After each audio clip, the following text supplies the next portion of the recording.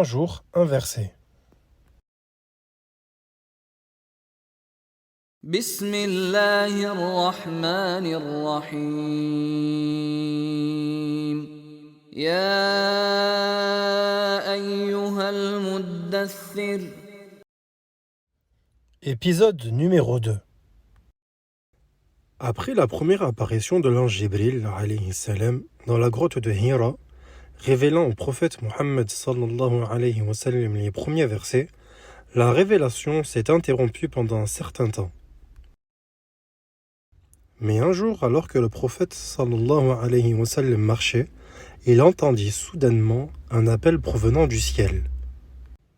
Il leva la tête et vit soudain le même ange qui lui avait rendu visite à la grotte de Hira, assis sur un trône entre le ciel et la terre. Ceci sema la peur en son cœur, et arrivant chez lui à toute vitesse, il dit « Enveloppez-moi, enveloppez-moi » Ainsi, les gens de sa maison le couvrirent d'une couverture.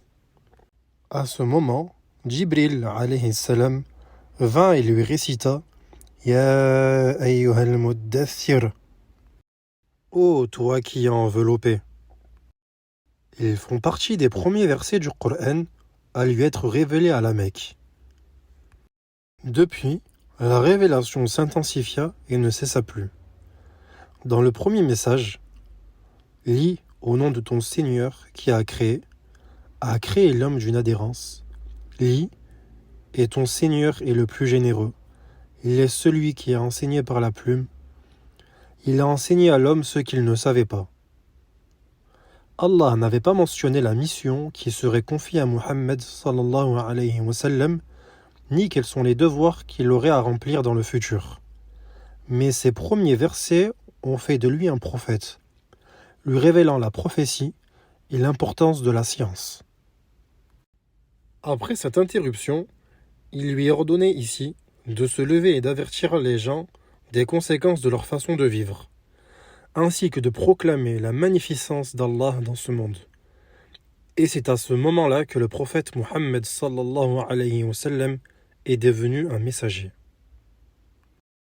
Quels sont les commandements donnés au prophète Muhammad sallallahu alayhi wa sallam?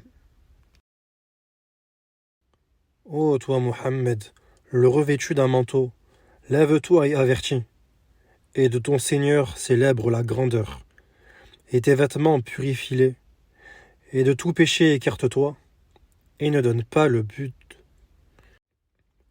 Lève-toi et avertis. Se lever veut dire de passer à l'action. Allah ordonne à notre bien-aimé prophète sallallahu alayhi wa sallam d'avertir avec sérieux et fermeté les gens de la Mecque du châtiment d'Allah qui les attend s'ils ne croient pas. Et de ton Seigneur célèbre la grandeur.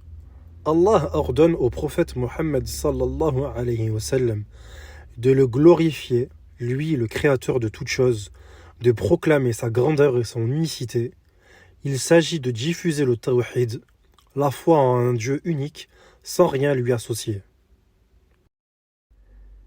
Et tes vêtements purifie-les, en les lavant de toute souillure et impureté. Rappelle-toi, la purification est la moitié de la foi.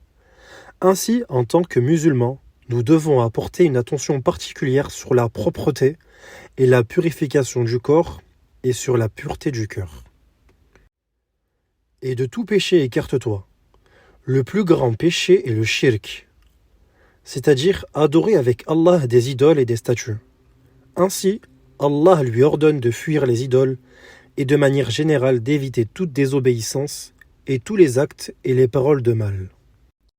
Et ne donne pas dans le but de recevoir davantage, ou dans l'espoir de recevoir mieux en retour.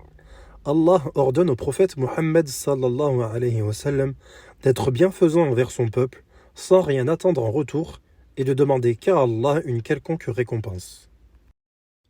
Et pour ton Seigneur endure, c'est-à-dire qu'Allah lui ordonne de patienter face à ses ordres, ses interdictions, et face à tout ce que sa mission de prophète et messager exige comme effort, difficulté et peine.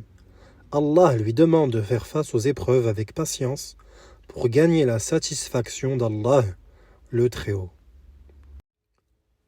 Et en effet, dès que le prêche du prophète Muhammad sallallahu alayhi wa sallam commença à devenir public et qu'il se mit à réciter les versets du Coran révélés successivement, le peuple de la Mecque s'alarma et s'opposa à lui avec hostilité.